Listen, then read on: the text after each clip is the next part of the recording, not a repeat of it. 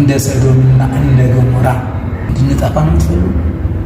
የመሬት መንቀጥቀጥ ባለባት ሀገር፣ የኑሮ ውድነት በበዛባት ሀገር፣ ጦርነቱ በበዛባት ሀገር፣ ሰላም መረጋጋቱ በጠፋባት ሀገር የእናንተ ተጨማሪ ኃጢአት፣ በደል፣ ክፋት ይህችን ሀገር አያጠፋት?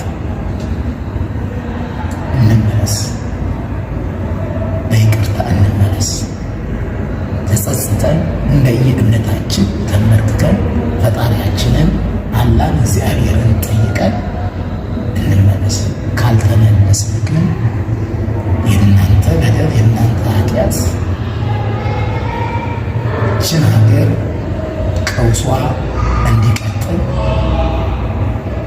እንዲባባስ ያደርጋል። ስለዚህ ሁላችሁም ይህ ቪዲዮ ለሁሉም ኢትዮጵያዊ እንዲደርስልኝ ሼር፣ ላይክ ልኝ። በምትወዱት እምነታችሁና በምትወዱት ቤተሰብ ያለው